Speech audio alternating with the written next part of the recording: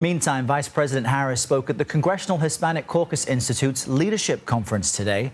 Her address is in observance of National Hispanic Heritage Month.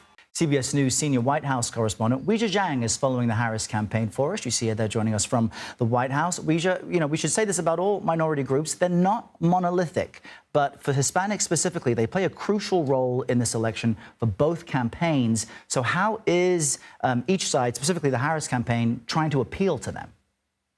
Errol, it's great to be with you, and you're absolutely right. It's not only about who they are, it's about where they live. And when you look at the voter outreach to this particular voting bloc, it's really in places like Arizona, Nevada, Pennsylvania, which are critical battleground states that could ultimately decide this election. And so there's a major effort underway with regard to radio ads, TV ads, and the campaign just added 4 senior advisors specifically for the Latino voting outreach. And so I think that speaks volumes to the focus on this particular group. But Errol, you could say that about a lot of different voting blocs for this campaign where they see openings to really make a difference in these key battleground states.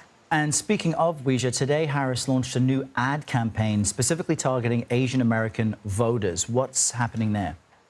So this is the fastest growing voter bloc this campaign season, and they have data that shows that. And so this is another group that they're trying to connect with. To that end, Harris is trying to use her personal story, talking about her mother. In fact, the name of this new ad campaign is My Mother, where she talks about, her mother, who's an Indian immigrant, who was a single working mother, and the experience that she had growing up with her. And as an immigrant myself, this is something that, all immigrants can relate to, actually, that anybody can relate to when you're talking about your mom. But she wanted to tell this story about why it matters, about what it means to come to this country and really strive for the best for your children. And so that will play, again, in battleground states targeting the Asian American population. And she has also brought on specific advisors just to be able to connect with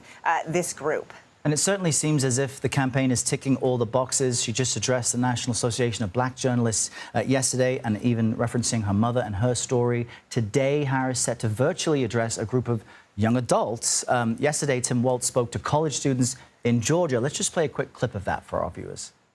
We have a good education that's not a lifetime of student loan debt, but opportunities for you, making sure that we're making paths affordable for all of you, and then tackling some of the toughest issues, whether that's climate change or some of the issues around the economy, to make sure that you see your future as a chance to live whatever life you want.